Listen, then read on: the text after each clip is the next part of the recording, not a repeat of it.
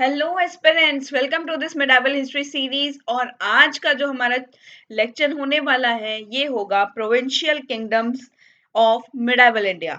तो मिडावल इंडिया के अंदर कुछ प्रोविंशियल किंगडम्स थे, कुछ छोटे छोटे ऐसे राजे थे, रजवाड़े थे, जिनके बारे में अब हम बात करेंगे। तो ये जो है हमारे लिए प्रोविंशियल किंगडम्स इम्पोर्टेंट हैं, क्योंकि यहाँ से क्वेश्चंस जो हैं अक्सर यूपीएससी पूछ लेता है। यहाँ से क्वेश्चंस उसने पूछे भी हैं। उसने ऐसा कहीं पर भी लिख कर नहीं दिया है कि मैं आपसे यहाँ से क्वेश्चन नहीं पूछने वाला। वो पूछेगा, उसका अगर मन होगा तो वो यहाँ से भी क्वेश्चंस, बहुत सारे क्वेश्चंस वो यहाँ से पूछ भी सकता है। तो चलिए आज का इस लेक्चर को हम स्टार्ट करेंगे। लास्ट के लेक्चर में हमने दिल्ली सल्तनत का जो एरा था वो कंप्लीट कर लिया था। तो दिल्ली सल्तनत जो है हमारी कंप्लीट हो चुकी है। ये प्रोविंशियल किंगडम्स हैं, कुछ इंपॉर्टेंट हैं, तो इन्हें हम यहाँ पर आज डिस्कस करेंगे। इट इज अ इंट्रोडक्शरी जो है, ये आज का लेक्चर जो है एक इंट्रोडक्शन के बेस के ऊपर है। कोई एज सच हम कोई ऐसा स्टार्ट नहीं करने वाले हैं, ऐसा कोई किंगडम के बारे में आज हम स्टार्ट नहीं करेंगे।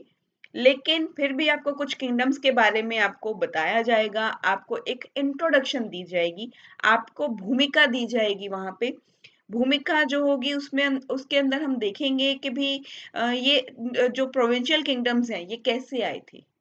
तो ये कौन कौन से प्रोविंशियल किंगडम्स हैं, ये कैसे आए थे, ये सब चीजें हम यहाँ पर आपको एक भूमिका के अंदर मैं आपको समझाऊंगी। तो आज का एक इंट्रोडक्शन जो है, इंट्रोडक्टरी जो हमारा लेक्चर होने वाला है, जिसमें सिर्फ इंट्रोडक्शन होगा about the provincial kingdoms of medieval India के बारे में। बाकी जो डायनेसिटीज होंगी उन्हें नेक्स्ट लेक्चर के अंदर स्टार्ट करेंगे। तो चलिए स्टार्ट करते हैं हमारे आज के लेक्चर को। तो आज हम स्टार्ट करेंगे with the provincial kingdoms of medieval India. हमने पहले डिस्कस किया था दिल्ली सल्तनत का एरा। एक बार समझ लीजिए, इससे पहले कि मैं आपको लिखवा दूं, आप बोलोगे कि अभी तक कुछ भी नहीं लिखा है। एक चीजें आपको यहाँ पर जो है एक हेडिंग ही मेंशन कर रही हूँ, आप उसे यहाँ पर देख लीजिएगा। आपने नोट करना है, then that is up to you. लेकिन एक बार कहानी समझ लीजिए, उसके बाद चीजें लिखवाऊंगी। तो ये है हमारा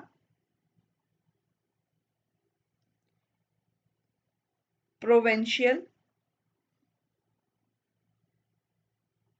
kingdoms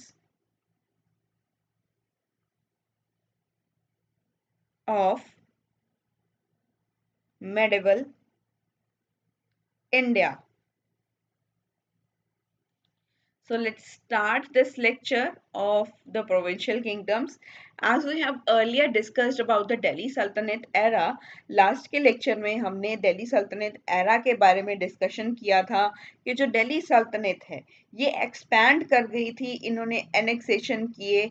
जैसे कि बंगाल का जो स्टेट था इसे एनेक्स कर लिया, बिहार को एनेक्स कर लिया, गुजरात के ऊपर कब्जा कर लिया, मालवा को अपने अंडर कर लिया, राजपुताना का जो स्टेट था इसे अपने अंडर कर लिया, जिसमें रणथंबोर आता है, जल्लौर आता है, नगौर आता है, अजमेर आता है।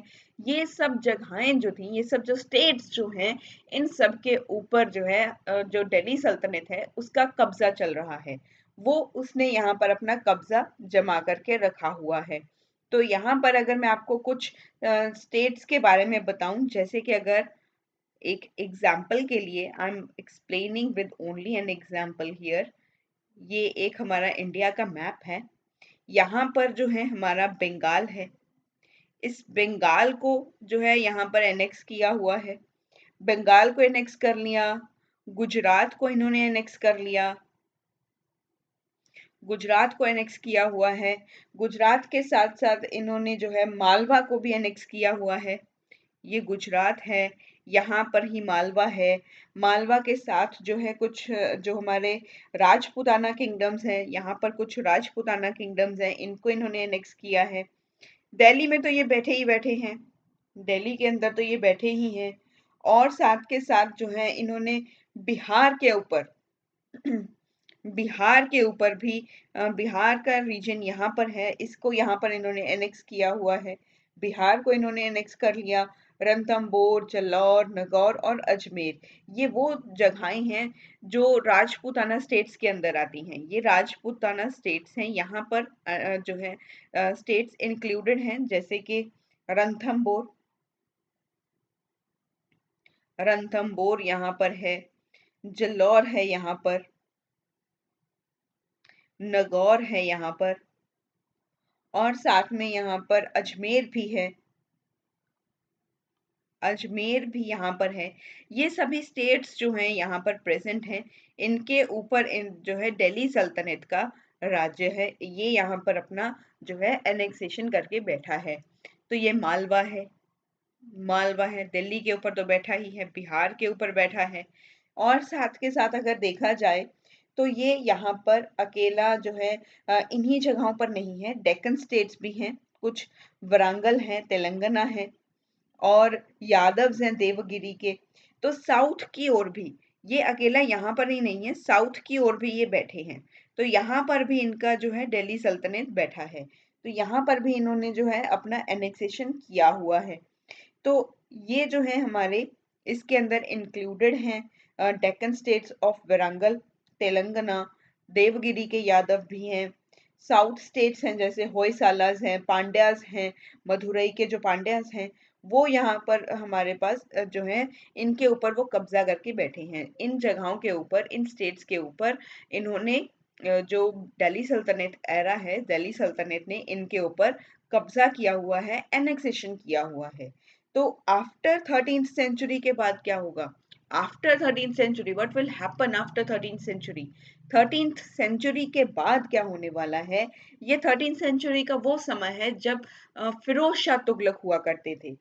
जब फिरोज शाह तुगलक का राइन था उस समय की बात है, उस समय 13th सेंचुरी थी। उस समय क्या हुआ, उसके बाद जो है कुछ इंटरनल वीकनेसेस होने स्टार्ट हो गए, कुछ इंटरनल वीकनेसेस होने स्टार्ट हो गए।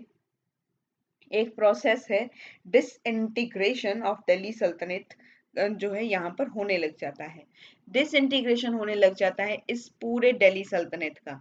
ये पूरा दिल्ली सल्तनत है which I have explain you in a very जो है एक रफ तरीके से, in a very rough manner I have explain you this Delhi सल्तनत एरा। एक जो है रफ तरीके से मैंने आपको समझाने की कोशिश की है। ये दिल्ली सल्तनत है, इसके अंदर जो है कुछ डिसइंटीग्रेशन होने स्टार्ट हो जाएंगे। इसके अंदर क्या होना स्टार्ट हो जाएगा अभी? यहाँ पर डिसइंटीग्रेशन, डिसइंटीग्रेशन स्टार्ट हो जाएगा। यहाँ पे डिसइंटीग्रेशन क्या होता है कि ये जो छोटे छोटे जो किंगडम्स होंगे ये अपनी इंडिपेंडेंसी को डिक्लेयर करना स्टार्ट कर देंगे। ये यहाँ पर दिल्ली सल्तनत से टूटना स्टार्ट हो जाएंगे। तो ये टूटना यहाँ पर शुरू हो जाएंगे। It was during this period that some of the provincial rulers and which declared their independence from the sultanate. तो यहाँ पर कुछ ये वो समा था डिसइंटीग्रेशन वाला, वो समा है जहाँ पर कुछ जो है रूलर्स ऐसे हैं जहाँ पर ये जो प्रोविंशियल रूलर्स हैं ये अपनी इंडिपेंडेंसी को यहाँ पर डिक्लेयर कर देंगे। और यहाँ पर जो रूल होगा सल्तनत के जो है ये सल्तनत से टूटना स्टार्ट कर देंगे। जो सल्तनत का रूल है उससे टूटना स्टार्ट कर देंगे, डिसइंटीग्रेशन हो जाएगा। डिसइंटीग्रेट फ्रॉम रूल ऑफ सल्तनत, डिसइंटीग्रेशन यहाँ पर होगा फ्रॉम द रूल ऑफ सल्तनत। एंड जो प्रोविंशियल रूलर्स होंगे, कुछ प्रोविंशियल रूलर्स यहाँ पर जो हैं, जो प्रोविंशियल रूलर्स होंगे वो डिक्लेयर करेंगे देयर इंडिपेंडेंसी, इंडिपेंडेंसी अपनी यहाँ पर ये डिक्लेयर कर देंगे। तो इंडिपेंडेंसी हो जाएगी और बहुत सारे रीजनल जो है जो स्टेट्स होंगी वो यहाँ पर देखने को मिलेंगी कि जैसे कि एक स्टेट यहाँ पर हो गया, एक यहाँ पर हो गया, एक यहाँ पर हो गया। ये इस तरीके से कुछ अलग अलग स्टेट्स जो है वो यहाँ पर हमें दिखाई देंगी। कुछ इस तरह से हो जाएगा कि एक जो है एक दिल्ली सल्तनत का एक बहुत बड़ा एम्पायर है जिसमें छोटे-छोटे जो राजे रजवाड़े होंगे वो यहाँ पर जो है सल्तनत को बोलेंगे अब आप हमारे बेस्ट फ्रेंड नहीं रहे, हम आपको कुछ भी ट्रिब्यूट नहीं पे करेंगे, हमसे बात मत कीजिएगा, हम आपके अंडर नहीं आते, हम इंडिपेंडेंट हैं, हम यहाँ पर इंडिपेंडेंट हैं, वी आर इंडिपेंडेंट, तो हमसे बात भी मत कीजिएगा, हम आपसे बात नहीं करने वाले। ये कुछ ऐसा सा सीन यहाँ पर हमें दिखाई देने वाला है कि ये जो है रूलर जो होंगे, ये राजे रजवाड़े जो होंगे, ये अपने आप को इंडिपेंडेंट आज़ाद घोषित कर देंगे कि यहाँ पर हम आज़ाद हैं, हमारा खुद का रूल होगा। Now you will not control us, तो आप हमें कंट्रोल नहीं करेंगे और ना ही हम आपको कोई जो है ट्रिब्यूट पे करेंगे, क्योंकि बहुत सारे किंगडम्स इस तरह के थे जो दिल्ली सल्तनत को जो है ट्रिब्यूट पे किया करते थे। तो ये सब चीजें जो है अब वो बंद कर देंगे। Now they will stop pleasing the सल्तनत। तो अब वो अपने सल्तनत को जो है प्लीज करना बंद कर देंगे। उसको जो है उसको जैसे एक बच्चे को जो है आप खिलौना दे करके आप उसे चुप करवा सकते हो, आप उसे जो है बहला सकते हो, तो अभी इसको बहलाया नहीं जाएगा किसी भी राजे रजवाड़े के द्वारा। अब सल्तनत को जो है यहाँ पर इनसे ये टूट जाएंगे, इनको बहलाया नहीं जाएगा, इनको कोई ट्रिब्यूट नहीं दिया जाएगा, इनसे बात नहीं की जाएगी। तो अभी इन्होंने अपने आप को इंडिपेंडेंट यहाँ पर घोषित कर दिया। अब बहुत सारे छोटे छोटे राज्य हमें यहाँ पर देखने को मिलेंगे। तो ये मेडावल इंडिया के अंदर एक सिनेरियो हुआ। तो इसके बाद क्या होगा, यहीं से ही स्थापना जो है स्टार्ट हो जाएगी विजयनगर एम्पायर की। विजयनगर का नाम तो आपने सुना होगा, मेडाइवल हिस्ट्री के अंदर आता है। बहुत सारे क्वेश्चंस विजयनगर एम्पायर से आते हैं, विजयनगर किंगडम से बहुत सारे क्वेश्चंस आते हैं। ये इम्पोर्टेंट भी है, यहाँ से क्वेश्चंस वो पूछता भी है। तो यहाँ पर क्या होगा कि ये विजयनगर जो है, विजयनगर किंगडम और जो हमारा बहमनी किंगडम है, बहमनी किंगडम और विजयनगर किंगडम, यहाँ पर इनकी स्थापना स्टार्ट हो जाएगी। इन्हीं वजह से, इसी डिसइंटीग्रेशन की वजह से होगा, as a result of the assertion of power by the provincial officers. तो यहाँ पर जो होगा, तो इन्होंने जो है अपने जो पावर्स थी, इनको एजर्शन हो गया इनकी पावर्स का। इन्होंने अपने आप को जो है ब्रेक कर लिया सल्तनत से। हम जो है आपके अंडर नहीं आएंगे, हम आपसे दूर रहेंगे। इन्होंने जो है अपने आप को डिसइंटीग्रेट कर लिया फ्रॉम द सल्तनत। सल्तनत से हम अभी दूर हैं। अपनी पावर जो कुछ प्रोविंशियल ऑफिसर्स थे, जैसे कि विजयनगर में आपको देखने को मिलेंगे हरिहरा एंड बुक्का। हरिहरा एंड बुक्का विजयनगर में आपको देखने को मिलेंगे। इन ऑफिसर्स की वजह से विजयनगर किंगडम जो है एक सेपरेटली ग्रो किया था। विजयनगर एम्पायर पूरा सेपरेट ग्रो किया था इन दो पर्सन्स की वजह से, हरिहरा एंड बुक्का। इनका नाम याद रखिएगा, हरिहरा एंड बुक्का। ये दोनों इंपॉर्टेंट है, ये आगे भी हम डिस्कस करेंगे। तो इनकी वजह से जो है इस्टेब्लिशमेंट हुआ विजयनगर किंगडम का। और बहमनी किंगडम जो था, इसे इस्टेब्लिश करने वाले जो प्रोविंशियल ऑफिसर थे, उनका नाम है अलाउद्दीन हसन बहमन शाह। तो अलाउद्दीन हसन बहमन शाह जो थे, वो बहमनी किंगडम के लिए रिस्पॉन्सिबल थे। वो उसके लिए रिस्पॉन्सिबल थे, उसके डेवलपमेंट के लिए, उसके इस्टेब्लिशमेंट के लिए रिस्पॉन्सिबल थे। विजयनगर किंगडम को जो है एजर्शन हुआ पावर का, किस प्रोविंशियल ऑफिसर की वजह से, हरिहर एंड बुक्का। और बहमनी किंगडम जो है, इसका जो है पावर का एजर्शन हुआ। इसको यहाँ पर ये जो है पावर इसकी एग्जर्ट हो चुकी थी, पावर इसकी अलग हो चुकी थी। कौन से प्रोविंशियल ऑफिसर की वजह से? अलाउद्दीन हसन बहमन शाह की वजह से। तो ये यहाँ पर दोनों रिस्पॉन्सिबल थे इन दोनों किंगडम्स के बनने के लिए। तो एक हमें यहाँ पर देखने को मिला। अभी जो हमारे के प्रोविंशियल किंगडम्स के बारे में हम पढ़ेंगे, वो है हमारे Vijayanagar empire and Bahmani kingdom.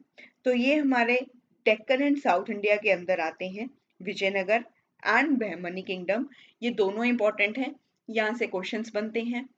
Provincial officers Vijayanagar के लिए हरिहर एंड बुक्का, और बहमनी किंगडम के लिए कौन है? अलाउद्दीन हसन बहमन शाह।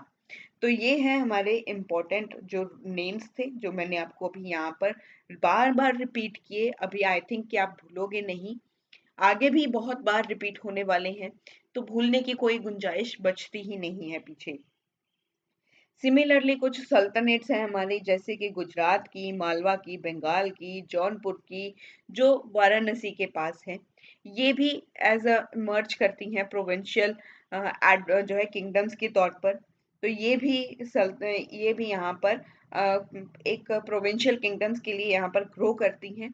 लेकिन for us that the main important kingdoms are these the Vijayanagar and the Bahmani kingdom, यही हमारे लिए इम्पोर्टेंट है।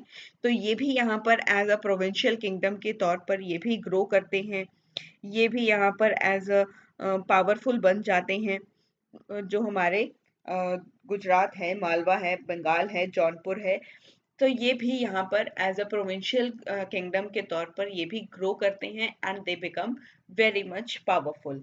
तो इसके बाद यहाँ पर अगर हम देखें तो हमें इस टाइम के ऊपर कुछ कांस्टेंट एवोल्यूशन और डेवलपमेंट दिखाई दिए थे प्रोविंशियल स्टेट्स की, and can also be explained, ये हम एक्सप्लेन भी कर सकते हैं on the basis of the growth of agriculture, क्योंकि एग्रीकल्चर का ग्रोथ जो था वो यहाँ पर बहुत ज़्यादा हो रहा था, और एग्रीकल्चर के रिलेटेड एक्टिविटीज जो थी ये भी यहाँ पर बहुत ज़्यादा ग्रो कर रही थी। तो जिसकी वजह से ये प्रोविंशियल स्टेट्स के अंदर जो एवोल्यूशन हो रहा था, जो डेवलपमेंट हो रहा था, उसे यहाँ पर हम समझाया जा सकता है, उसे हम यहाँ पर एक्सप्लेन अच्छे से कर सकते हैं। मतलब कि जब एग्रीकल्चर एक्टिविटीज अच्छे से चल रही हों और यहाँ पर जो पॉपुलेशन है, इन जगहों के अंदर जो पॉपुलेशन है हमारी, जो पॉपुलेशन होगी वो यहाँ पर अच्छे से उसको जो है हर चीज़ प्रोवाइड हो रही है, उसको हर चीज़ मिल रही है, वो यहाँ पर एकदम जो है अच्छे से रह रहा है, उसको कोई खाने की कमी नहीं है, उसको पीने के लिए कमी नहीं है, उसके लिए जो बेसिक रिक्वायरमेंट्स हैं they are very much sufficient. And ये जो स्टेट्स हैं, और अब ये स्टेट्स क्या कर रही हैं, लार्ज सरप्लस जो है एग्रीकल्चर यहाँ पर कर रही हैं, चीज़ें जो हैं वो यहाँ पर अच्छे से मिल रही हैं, सरप्लस मिल रही हैं, बहुत ज़्यादा मिल रही हैं, और बहुत ज़्यादा जो है यहाँ पर किसी भी चीज़ की यहाँ पर हमें कमी दिखाई नहीं दे रही है। एग्रीकल्चर अच्छे से ग्रो कर रहा है, मतलब कि अगर एग्रीकल्चर अच्छे से ग्रो करेगा तो हमारी इकोनॉमी भी अच्छे से चलेगी, क्योंकि इकोनॉमी का सबसे बेस्ट सोर्स जो होता है वो एग्रीकल्चर ही होता है। किसी भी कंट्री की अगर ग्रोथ के अगर देखा जाए तो उसकी जो एग्रीकल्चर एक्टिविटी होती है उसके बेसिस के ऊपर देखा जाता है कि वो उसकी एग्रीकल्चर प्रोडक्टिविटी कितनी अच्छी है।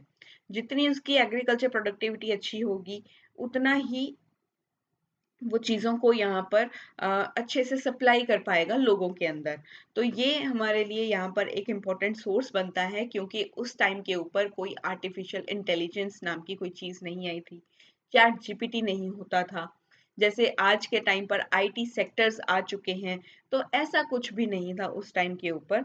तो अभी जो है हमें यहाँ पर इस टाइम के ऊपर हम एग्रीकल्चर को ही एज अ बेसिक हमारा requirement, as a basic economic need हम बता सकते हैं इसे। तो ये सब चीज़ें अच्छे से मिल रही थी। इसकी वजह से जो पावरफुल सेक्शंस थे in the society which control the agriculture surplus, वो भी यहाँ पर राइज कर रहे थे। तो इन सब चीज़ों से जो है एक एडमिनिस्ट्रेशन अच्छा चल रहा था। तो एडमिनिस्ट्रेशन अच्छा चल रहा था, एक पॉलिटिकल पावर अच्छे से चल रही थी। इन सभी चीज़ों के कारण ही हम देख सकते हैं कि ये एक जो छोटे-छोटे राज्य थे, ये जो रजवाड़े थे, ये ग्रो कर रहे थे।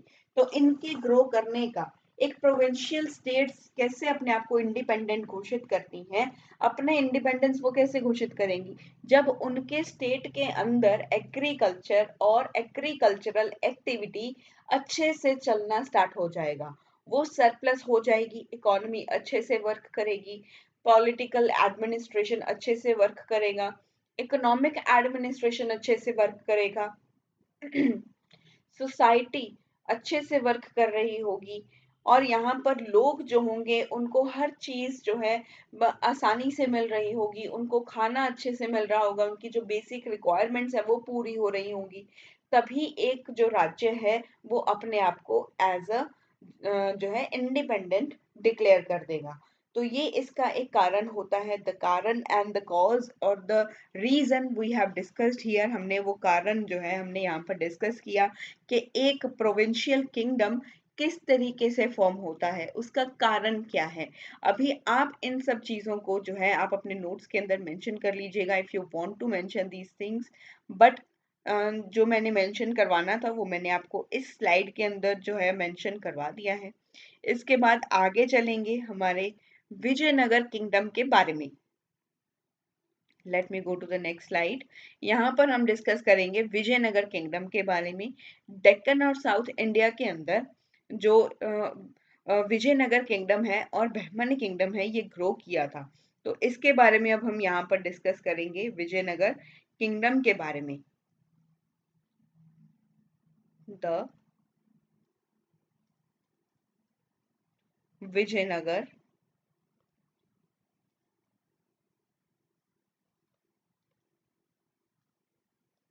किंगडम, जिसका टाइम पीरियड है अप्रोक्सीमेटली 1336 से लेके 1672 सीई तक। तो ये इसका एक टाइम पीरियड है विजयनगर एम्पायर का। विजयनगर एम्पायर का एक जो है टाइम पीरियड है। तो विजयनगर किंगडम के अंदर 4 डायनेसिटीज आती हैं। इसके अंदर 4 डायनेसिटीज जो हैं वो कंसीडर की जाती हैं। 4 डायनेसिटीज को हम कंसीडर करते हैं। तो वो 4 डायनेसिटीज कौन कौन सी हैं? एक तो है संगम डायनेसिटी, दूसरी है सलुवा डायनेसिटी, थर्ड है तुलुवा डायनेसिटी एंड फोर्थ है अरावेडु डायनेसिटी। अरावेडु डायनेसिटी। संगम डायनेसिटी का टाइम पीरियड आप देख लीजिए। इसका टाइम पीरियड है अराउंड 1336 से लेके 1485 सीई तक का। इसके बाद सलुवा डायनेसिटी है। इसका टाइम पीरियड है 1485 से लेके 1503 सीई तक का।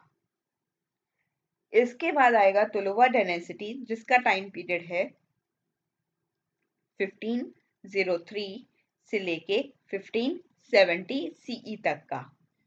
तो ये इसका टाइम पीरियड है। अरिवेदु जो है ये टिल 17th सेंचुरी तक ये चली थी। अराउंड ये 17th सेंचुरी तक चली थी।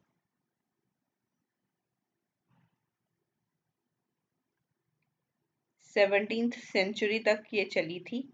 तो इसके ये हमने यहाँ पर देखा है 4 डायनेसिटीज होती हैं। तो अभी जो है विजयनगर किंगडम जो है ये सब के लिए एक जो है एक मिस्ट्री बन जाता है। सब लोगों के लिए, जितने भी एस्पिरेंट्स हैं वो विजयनगर किंगडम के अंदर जो है वो कंफ्यूज हो जाते हैं कि ये कैसे होगा। विजयनगर किंगडम के बारे में आप जब भी पढ़ना स्टार्ट करते हो then you people got confused here कि यहाँ पर हम क्या पढ़ें क्या छोड़ें, कितने सारे जो है डायनेसिटीज आ रही हैं। तो सबसे पहले इसे डिसइंटीग्रेट करना सीखें। तो विजयनगर को मैंने आपको बोला कि इसके अंदर 4 डायनेसिटीज हम कंसीडर करते हैं। ये हैं संगम, सलुवा, तुलुवा और अरवेडु। तो ये 4 डायनेसिटीज हैं यहाँ पर। इनको मेमोराइज करने का एक ही तरीका है कि विजयनगर किंगडम के अंदर सस्ता है। विजयनगर किंगडम सस्ता है। विजयनगर किंगडम सस्ता है कैसे है? ये है SSTA। तो इसे SSTA का मतलब तो सस्ता ही हो गया। तो सस्ता है, आप इसे इस तरीके से मेमोराइज कर सकते हो। एक कुछ मैनेमोनिक्स होते हैं जो आप अपने अकॉर्डिंगली प्रिपेयर कर सकते हो। ये मैंने खुद प्रिपेयर किया था। दिस इज कॉल्ड सस्ता। हम इसे सस्ता बोला करते थे। तो विजयनगर किंगडम जो है ये सस्ता है। तो यहाँ पर आप इसे जो है डायनेसिटीज को जो है मेमोराइज कर सकते हो। दैट इज संगमा, सलुवा, तुलुवा और अरवेडु। तो ये 4 डायनेसिटीज हैं जो हम नेक्स्ट लेक्चर के अंदर डिटेलिंग में डिस्कस करेंगे। तो इन डायनेसिटीज के बारे में तो मैंने आपको बता दिया। और भी कुछ सोर्सेज हमारे पास हैं विजयनगर किंगडम के, जो हमें विजयनगर किंगडम के बारे में नॉलेज देते हैं। उन सोर्सेज के अंदर हम लिटरेरी, आर्कियोलॉजिकल सोर्सेज हैं, न्यूमिस्मेटिक्स हैं। न्यूमिस्मेटिक्स कैसे कहा जाता है?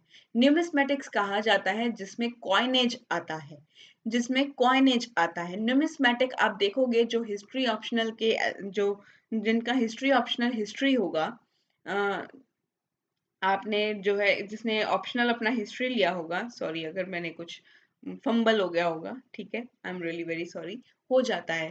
तो मेरे पास कोई भी स्क्रिप्ट नहीं आती है इन सब चीज़ों के लिए। मैं स्क्रिप्टेड नहीं लिखती हूँ ये सब चीज़ें, जो मुझे अच्छा लगता है मैं वही आकर के आपके सामने बोलती हूँ। ये कोई स्क्रिप्टेड शो नहीं है, ये कोई रियलिटी शो नहीं चल रहा है कि मुझे स्क्रिप्ट दी जाएगी और मैं तभी बोलूँगी। स्क्रिप्ट नहीं होती है भई, ये सब चीज़ें, ये चोचले जो होते हैं ये एकता कपूर के सीरियल में होते होंगे, ये यहाँ पर नहीं होते हैं। ये मेरा जो है एक पढ़ाने का तरीका है जिसमें मैं आपको चीज़ें समझाती हूँ। तो ये जो है यहाँ पर अगर देखा जाए तो फिर न्यूमिस्मैटिक जिसने हिस्ट्री को अपना ऑप्शनल लिया होगा, तो उसने जो है सिलेबस को कभी देखा हो तो उसमें एक नाम आता है सबसे पहले ही सोर्सेस के अंदर, दैट इज न्यूमिस्मैटिक्स। आपने न्यूमिस्मैटिक्स भी पढ़ना है। तो एंशियंट के अंदर आपने नंबर वन जो टॉपिक का नाम दिया हुआ है सोर्सेस के अंदर, उसमें न्यूमिस्मैटिक्स भी दिया हुआ है। न्यूमिस्मैटिक्स है कि हमें कॉइनेज से हमने हमारी हिस्ट्री के बारे में पता लगाना है। कॉइनेज आप देखिए कि आपने कहाँ से स्टार्ट हुआ था। कॉइनेज से हमें तभी पता चलेगा जब कॉइनेज का एरा स्टार्ट हुआ होगा। कॉइनेज जब आया होगा वहां से हम उसे कंसीडर करना स्टार्ट करेंगे। तो कॉइनेज से हमें पता चलेगा, नुमिस्मैटिक का मतलब होता ही कॉइनेज है, that is equal to coinage. तो ऐसा नहीं है कि कुछ पता नहीं क्या ही पूछ लिया, क्या ही बोल दिया, क्या ही कह दिया है। तो ये ऐसा कुछ भी नहीं है। न्यूमिस्मैटिक का मतलब होता है कॉइनेज। आप हमें कॉइनेज से बताएं कि विजयनगर किंगडम के अंदर ये सब चीजें भी हुआ करती थी। तो कॉइनेज का मतलब होता है न्यूमिस्मैटिक। तो न्यूमिस्मैटिक चीजें हमें मिली हैं जिससे हमें विजयनगर किंगडम के बारे में कुछ नॉलेज मिलता है। तो यहाँ पर कुछ नाम मेंशन्ड है। I will mention some names of some sources जहाँ से हम जो है कुछ इंडिजिनस लिटरेचर हैं जो इस पीरियड के बारे में हमें इंफॉर्मेशन देते हैं। तो let me right these names, क्योंकि ये नेम्स जो हैं यही नेम्स हमारे लिए इम्पोर्टेंट होंगे। ये कुछ लिटरेचर के नाम है, कुछ इंडिजिनस लिटरेचर हमें मिला है जो इस विजयनगर किंगडम के बारे में हमें नॉलेज देता है। जैसे कि कृष्ण देवराया का एक अमुक्त्या मल्यादा है। अमुक्त्या मल्यादा है वो कृष्ण देवराया का अमुक्त्या मल्यादा, गंगा देवी मधुरा विजयम है, और अलसानी पेदना का मनुचरितम है। ये कुछ लिटरेरी जो है सोर्सेज हैं हमारे पास, इंडिजिनस लिटरेरी सोर्सेज हैं which tell us about the knowledge about Vijayanagar kingdom. तो लिटरेरी इंडिजिनस इंडिजिनस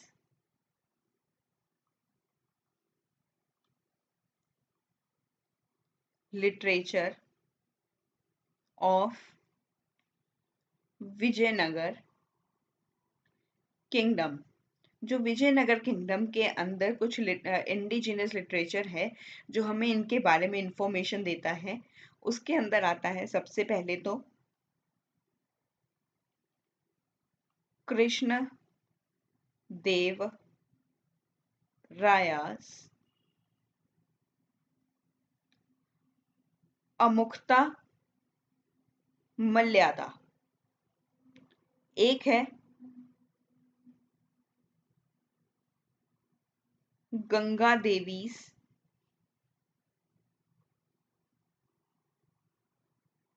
मधुरा विजयम,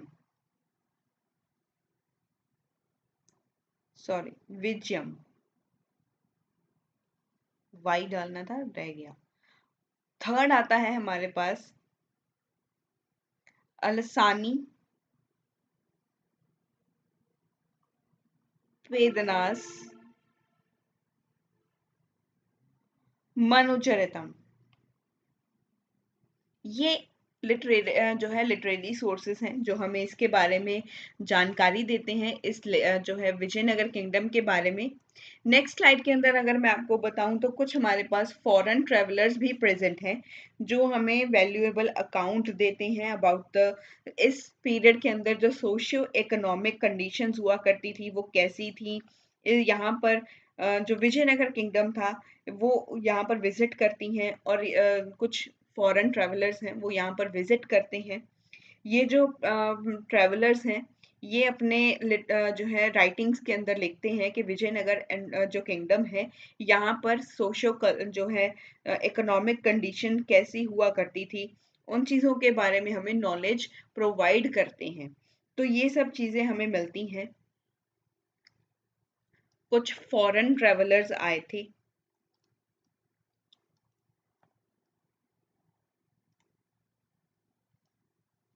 जो हमें इंफॉर्मेशन प्रोवाइड करते हैं अबाउट सोशियो इकोनॉमिक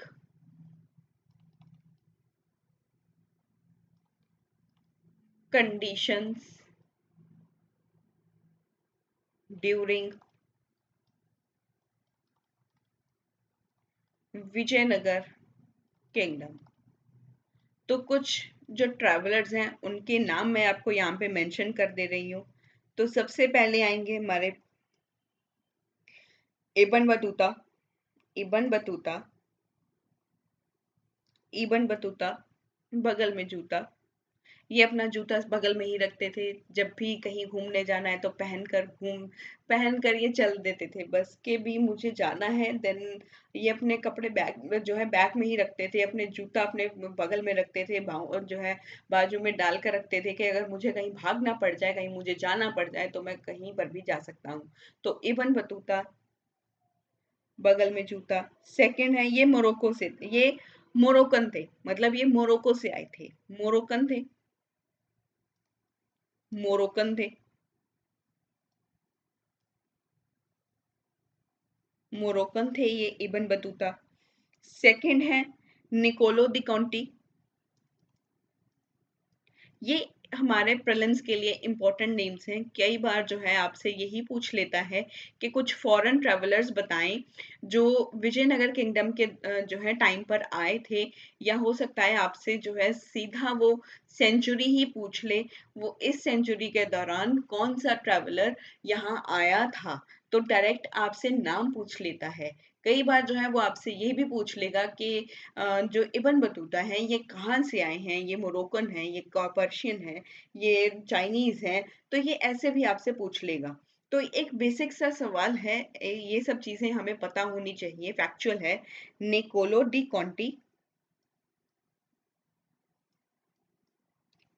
ये वेनेटियन है, ये वेनेटियन है। थर्ड अगर हम बात करें तो अब जो है अब्दुर रजाक हैं, ये पर्शियन है, अब्दुर रजाक, अब्दुल रज़ाक ये पर्शियन है।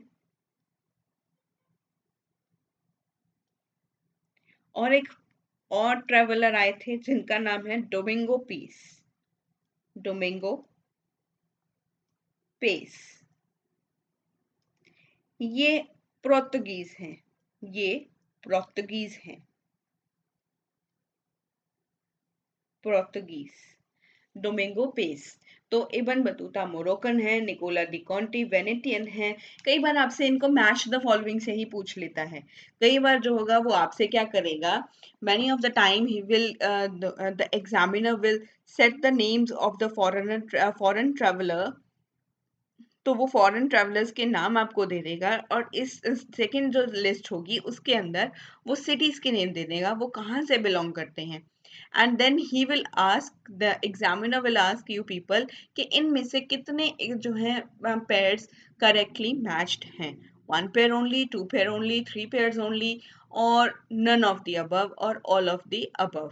तो ये आपसे पैडिंग में भी पूछ लेगा। हो सकता है वो आपसे ये पूछ ले कि इनको आप पैर जो है मैच कीजिए, कि ए का जो है वन का ए के साथ, या ए टू का बी के साथ। इस तरीके से वो आपसे मैचिंग द कॉलम भी पूछ सकता है। वो उसकी इच्छा है, उसकी मर्जी है, उसकी मर्जी से ही सारा एग्जाम सेट होता है। जस्ट मैंने आपको फॉर्मेट बताया है कि इस फॉर्मेट से भी क्वेश्चन आ सकता है, इस फॉर्मेट से भी क्वेश्चन आ सकता है। वो आपसे कान सीधा भी पकड़ सकता है, घुमा कर भी पूछ सकता है। वो हो सकता है कि आपको कहे कि आप अपने बाजू को 2 बार घुमा करके अपने कान को पकड़ लीजिए, तो वो आपको पकड़ना पड़ेगा। तो बस उसने बेसिकली उसने आपका कान पकड़ना है, कहीं से भी पकड़े, कहीं से भी पकड़े, वो बस आपका कान पकड़ेगा। तो these are the foreign travellers जिन्होंने यहाँ के जो विजयनगर किंगडम के सोशियो इकोनॉमिक कंडीशंस के बारे में बताया। इन्होंने अपनी राइटिंग्स के अंदर भी लिखा। जैसे इब्न बतूता आए, इन्होंने इस किंगडम के बारे में भी कुछ बताया। निकोलो डी कॉन्टी ने बताया, अब्दुल रजाक ने बताया, डोमिंगो पेस भी यहाँ पर आए, which told us about the knowledge of the Vijayanagar kingdom. तो इन्होंने भी यहाँ पर आकर के सब कुछ बताया ही है। तो आगे अगर हम देखें तो कुछ कॉपर प्लेट इंस्क्रिप्शंस मिली हैं।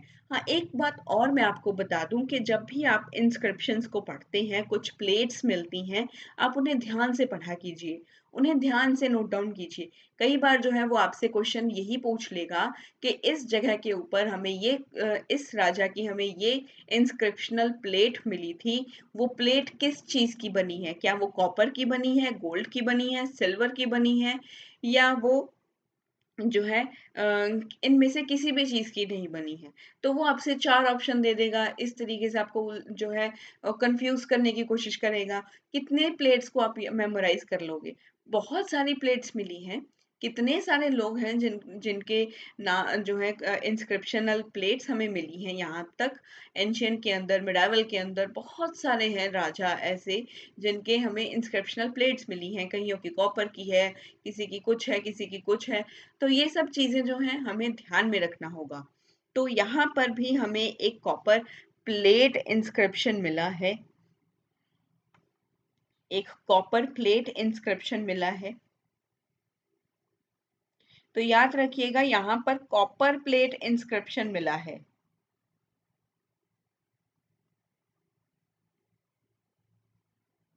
जैसे कि श्रीरंगम कॉपर प्लेट है, वो आपसे कल को जो है आपसे क्वेश्चन में ये भी पूछ सकता है कि हमें एक जो है देवराय सेकंड का श्रीरंगम कॉपर प्लेट मिला है। एक सॉरी, देवराय सेकंड का श्रीरंगम प्लेट इंस्क्रिप्शन मिला है। तो ये जो प्लेट है ये किस चीज की बनी है? ये कॉपर की बनी है, ब्रॉन्ज की बनी है, गोल्ड की बनी है, या सिल्वर की बनी है? तो अगर आपने अच्छे से इन चीजों को पढ़ा है, ये चीजें आपके लिए बेसिक हैं। देखो ये कितना बेसिक सा क्वेश्चन है।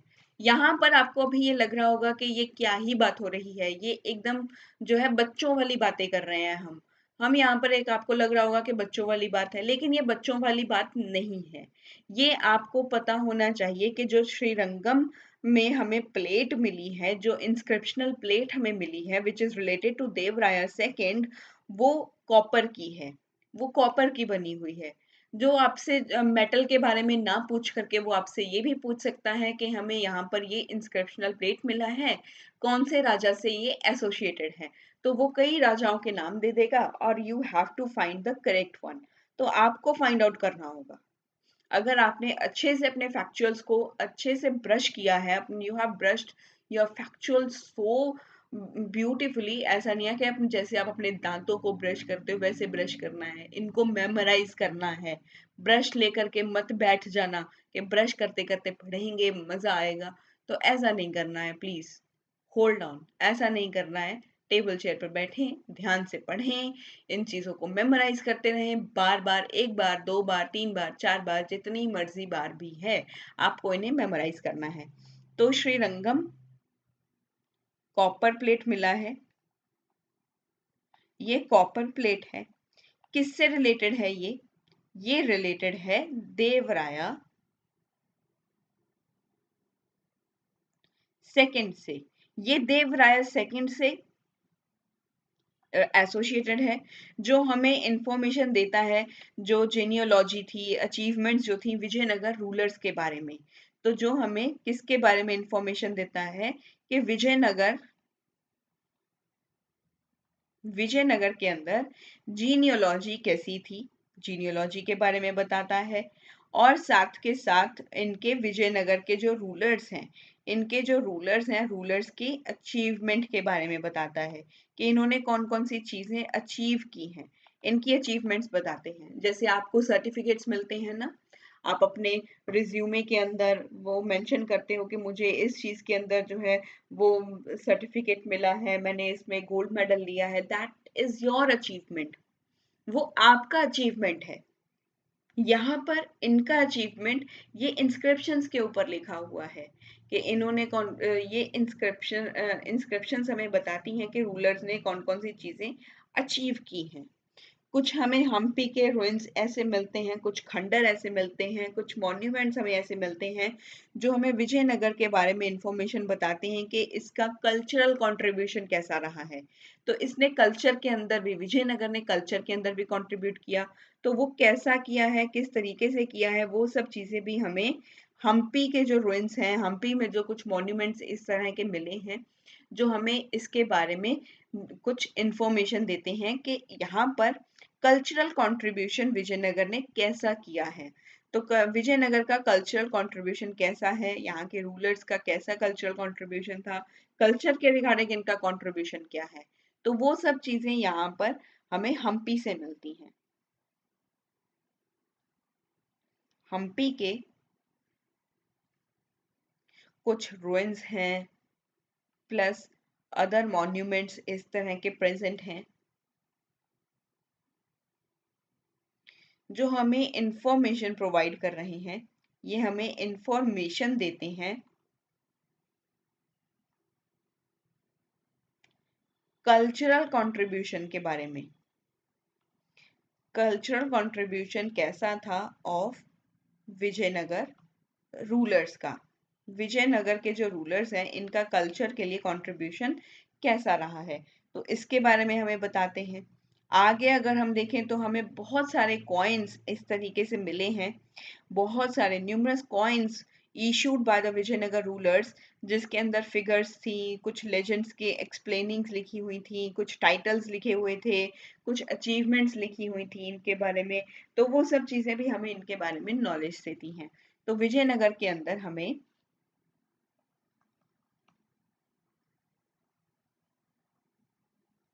विजयनगर के अंदर हमें कुछ कॉइन्स भी मिले हैं।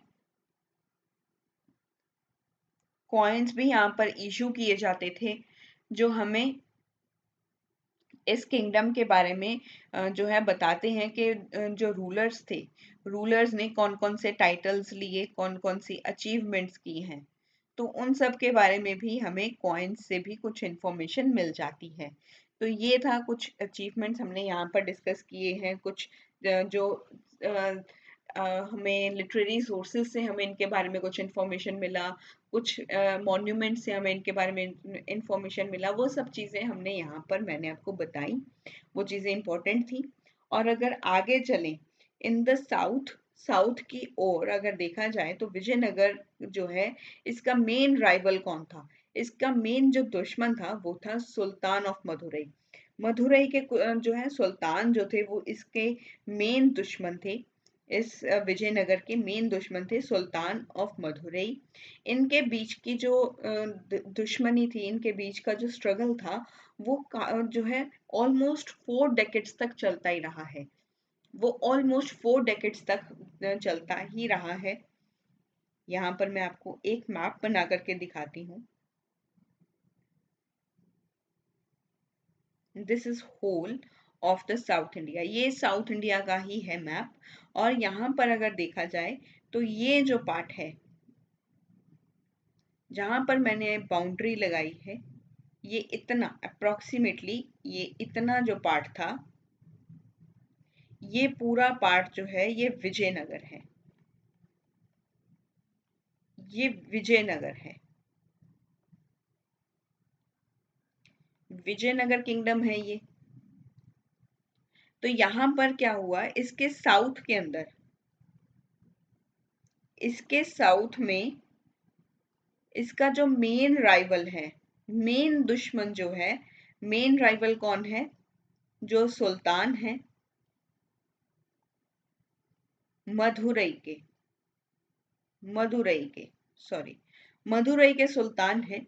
और इनके साथ जो है इसका स्ट्रगल जो है चलता रहेगा almost for 4 decades. Almost for 4 decades जो है इसका स्ट्रगल चलता ही रहता है। उसके बाद आगे अगर देखा जाए तो बाय 1377,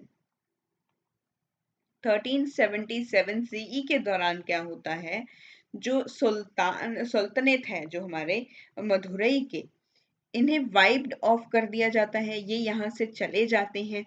एंड विजयनगर किंगडम जो है वो पूरे साउथ इंडिया के ऊपर, whole of the South India, Rameswaram तक, जिसके अंदर तमिल भी आता है, तमिल कंट्री भी इन्वॉल्व है, यहाँ पर चेरास भी हैं, जो चेरास से केरला के अंदर प्रेजेंट थे, वो भी यहाँ पर इंक्लूड हो जाते हैं। तो यहाँ पर 1377 सीई के दौरान क्या होता है, जो सल्तनत है ऑफ मदुरई की, ये यहाँ से वाइप्ड ऑफ हो जाती है। ये इसका यहाँ पर अंत हो जाता है, इसका यहाँ पर ये चली जाती है, वाइप्ड आउट हो जाती है, इसका अंत हो जाता है। इसके अंत के बाद क्या होता है, जो विजयनगर है, विजयनगर है, अब विजयनगर के अंदर कौन कौन आ रहा है, विजयनगर के अंदर पूरा साउथ इंडिया आएगा, whole South India,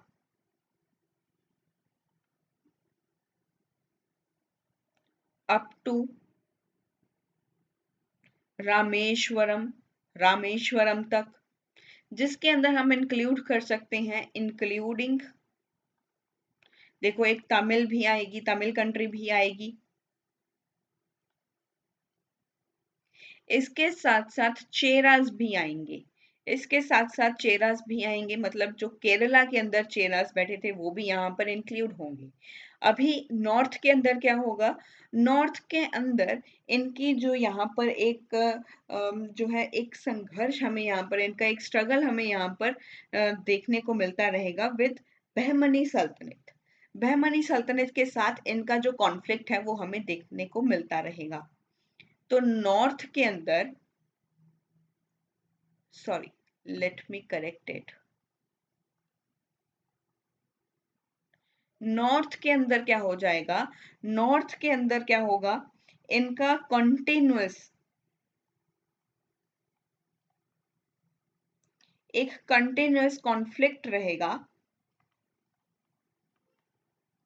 with Bahmani kingdom.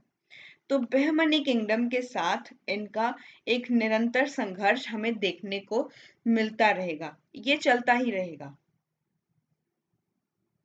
Bahmani सल्तनत के साथ इसका जो है कॉन्फ्लिक्ट चलता ही रहेगा। जो आने वाले जो चैप्टर्स हैं हम उसमें इन सब चीज़ों को, इनका जो कॉन्फ्लिक्ट है बहमनी किंगडम के साथ, बहमनी सल्तनत के साथ, वो हम यहाँ पर आने वाले लेक्चर्स के अंदर इसे डिटेलिंग में डिस्कस करेंगे। तो आज का जो लेक्चर है इसे हम यहीं पर वाइंड अप करेंगे। नेक्स्ट लेक्चर जो होगा उसके अंदर हम स्टार्ट करेंगे with our the dynasty which is from the Sangama dynasty को हम स्टार्ट करेंगे, जो विजयनगर किंगडम के अंदर आती है। तो संगमा डायनेसिटी कल से हम स्टार्ट करने वाले हैं। आज आपको जो है एक भूमिका मैंने बताई है, एक इंट्रोडक्शन मैंने आपको बताया है, क्योंकि यहाँ से जो है चीज़ें बहुत ज़्यादा जो है आप कंफ्यूज हो जाते हो, ये सब चीज़ें हमारे लिए इम्पोर्टेंट रहती हैं। तो आज के लेक्चर को हम यहीं पर वाइंड अप करेंगे। एंड अगर आज का वीडियो आपको अच्छा लगा हो तो इसे शेयर ज़रूर करना। Do subscribe the channel. Thank you so much for the love and support which you show towards my channel. और अगर आपको कोई भी प्रॉब्लम आ रही है आपके प्रेपरेशन के रिगार्डिंग, या आपको अपने मेंस के रिगार्डिंग भी कोई ना कोई जो है आपको जो है कोई गाइडेंस चाहिए, या आपको नेक्स्ट ईयर के लिए कोई प्रेपरेटरी आइडियाज़ चाहिए, गाइडेंस चाहिए, आंसर राइटिंग प्रैक्टिस के लिए गाइडेंस चाहिए, तो आप मुझसे डायरेक्टली कनेक्ट कर सकते हो। I will try to solve each and every problem of yours, ताकि आपकी प्रेपरेशन की जर्नी अच्छे से चले। Thank you so much once again. Keep learning and keep motivated.